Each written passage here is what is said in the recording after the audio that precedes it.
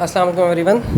D3 review exercise question number 2 कर रहे हैं। इस तरह का इस नौयत का सवाल हम 2B के अंदर ऑलरेडी कर चुके हैं, बट इसकी रिक्वायरमेंट आई थी तो हमने सोचा इसको करवा देते हैं।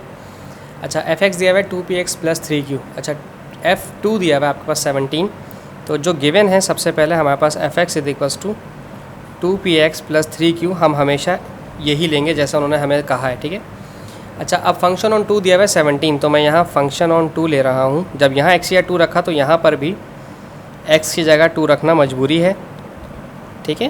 That's it. अब फंक्शन ऑन 2 का जो इमेज दिया है वो दिया हुआ है 17, तो मैं इस फंक्शन ऑन 2 को, चूँकि आंसर दिया हुआ है फंक्शन ऑन 2 का, तो मैं यहाँ 17 लिखूँगा। कोई बच्चा फंक्शन ऑन 2 का 17 यहाँ नहीं लिखेगा, क्योंकि यहाँ x को 2 लिखा है तो यहाँ पर भी x को 2 लिखना है।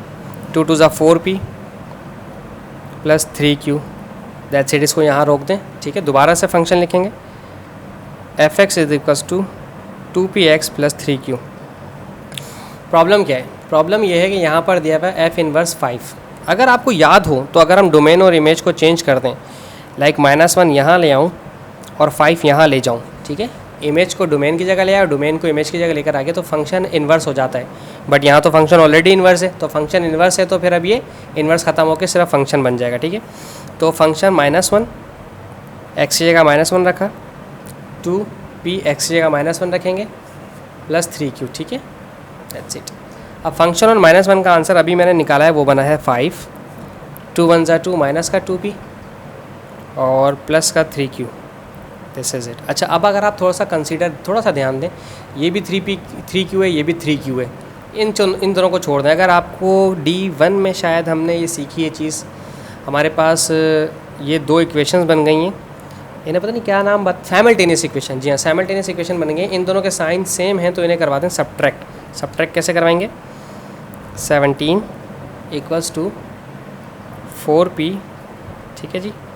17 = 4p + 3q और उसके साथ ये वाली वैल्यू 5 - 2p + 3q, ठीक है। जब आप सब्ट्रैक्ट करवाते हैं तो साइन कर देते हैं चेंज, ठीक है। ये प्लस का है तो ये माइनस हो जाएगा, ये माइनस का है तो ये प्लस हो जाएगा, ये प्लस का था तो ये माइनस हो जाएगा। 17 में से 5 किया तो 12, 4 + 2 6p, ये प्लस का और ये माइनस का ये हो गया कैंसिल, ठीक है। अब 6 1 ज़ा 6, 6 2 ज़ा 12, तो p का आंसर आ गया आपके पास 12। अब आपकी मर्ज़ी है, आप चाहें तो इस इक्वेशन में p12 रखें, आप चाहें तो इस इक्वेशन में p12 रखें। मेरे पास ये छोटी फील हो रही है, मैं इसलिए यहाँ पे p2 रखता हूँ, ठीक है।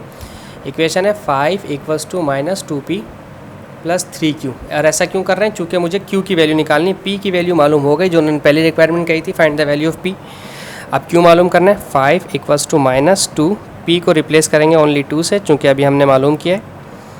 5 माइनस प्लस माइनस 2 2 ज़ा 4 + 3q, ठीक है। ये माइनस का 4 है, ट्रांसपोज करेंगे लेफ्ट हैंड साइड पर जाकर, नेगेटिव है तो ये पॉजिटिव हो जाएगा, = 3q। 5 + 4 हो गया 9 = 3q।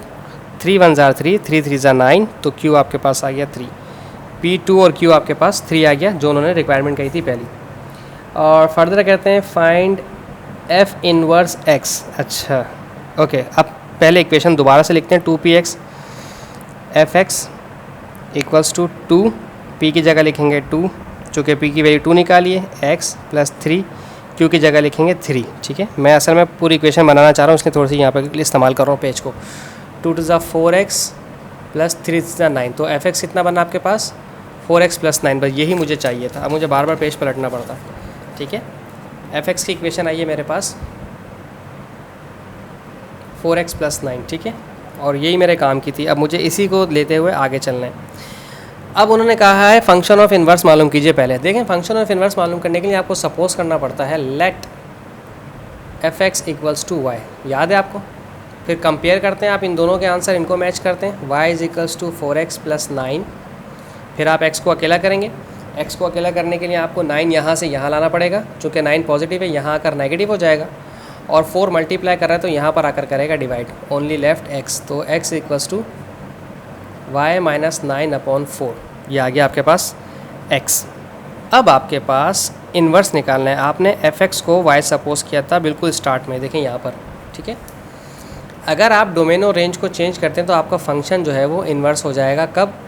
जब x आ जाएगा यहाँ पर, ये आ जाएगा यहाँ और यह आ जाएगा यहाँ, ऐसा इसलिए किया है क्योंकि हमने अभी x की वैल्यू मालूम की थी y माइनस 9/4, तो मैं यहाँ रख सकता हूँ इसको, तो f inverse y, f inverse भी होगी और x की वैल्यू भी निकाल दी y माइनस 9/4। चूँकि यहाँ y लिखा हुआ है तो यहाँ y है, यहाँ x लिखा जाएगा तो अल्टीमेटली यहाँ पर भी x ही लिखा जाएगा, x माइनस 9/4, ठीक है। और कहते हैं हैंड्स इवेल्युएट f इनवर्स 10। अब f इनवर्स 10 भी निकाल लें साथ साथ। सो सॉरी, 10 पॉजिटिव है, ठीक है जी। यहाँ x था तो x की जगह आप लिखेंगे पॉजिटिव 10 माइनस 9/4, 10 माइनस 9 1, तो 1/4। f इनवर्स 10 का आंसर आ गया 1/4। अब अगला है f इनवर्स 16, सॉरी नेगेटिव 16, तो x माइनस 9/4, यही इक्वेशन बनाई थी ना हमने फंक्शन ऑफ इनवर्स की, तो यहाँ पर रखें माइनस का 16, माइनस माइनस प्लस, तो ये हो जाएगा माइनस का 25, 16 प्लस 9 25, और ये बन जाएगा 25/4। और अगर आप इसको मिक्स नंबर में लिखना चाहें तो 4 1 ज़ा 4, 4 2 ज़ा 8, 4 3 ज़ा 12, 4 4 ज़ा 16, 4 5 ज़ा 20, 4 6 ज़ा 24, और 24 plus 1 25। This is it, f inverse minus का 16 माइनस 6 होल 1/4। तो इसके साथ ही क्वेश्चन नंबर 2 भी खत्म। आई होप आपको समझ आया हो। Thank you so much for watching my channel. Allah हाफिज़।